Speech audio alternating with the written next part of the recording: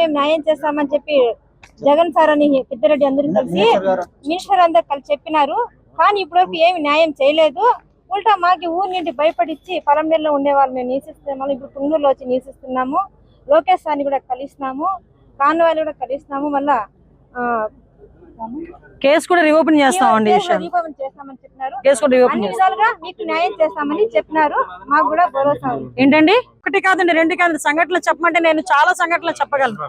5 సంవత్సరాల్లోని 5 సంవత్సరాలు మీరన్న మిస్బా వాళ్ళ తల్లి కూడా ఈ రోజు నా దగ్గరకు వచ్చింది, ఈ రోజు మాట్లాడడానికి. అంటే విషయం ఏంటంటే, ఆ రోజు అధికారంలో ఉండి సీఎం పొజిషన్ లో ఉండి ఆయన ఆ రోజు ఇంతమంది ఆడపిల్లలు చచ్చిపోయినా, చంపేస్తున్నా, అత్యాచారాలు చేస్తున్నా, మీరు తెలుసా మహిళా కమిషన్ కి సీఎం అప్పుడు జగన్మోహన్ రెడ్డి, మాజీ సీఎం జగన్మోహన్ రెడ్డి గారికి నేను ఒక బుక్లెట్ ఇచ్చామండి. ఇంతమంది అమ్మాయిలను చంపేశారు, ఇంతమంది అమ్మాయిల మీద అత్యాచారాలు జరిగినాయి, మీరు ఎటువంటి యాక్షన్ తీసుకుంటున్నారంటే ఒక్క రోజు దాని గురించి మాట్లాడే సందర్భం లేదు.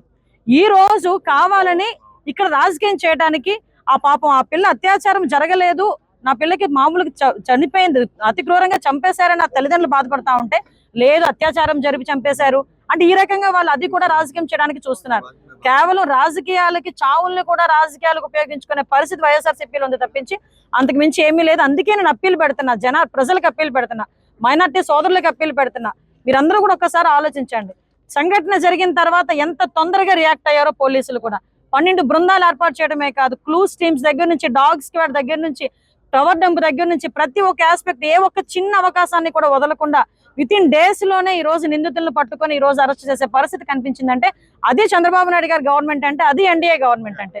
అలా మానేసుకొని అది చూసి ఓర్వలేక దీన్ని కూడా రాజకీయం చేయడానికి పక్కపక్క నియోజకవర్గాల నుంచి ఇక్కడికి వచ్చి రెచ్చగొట్టేది ఏంది నాకు అర్థం కావట్లే.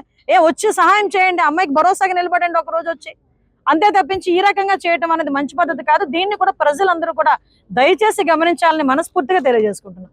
నాయుడు గారు కంపల్సరీగా భరోసా ఇవ్వడానికనే మమ్మల్ని పంపించున్నారు.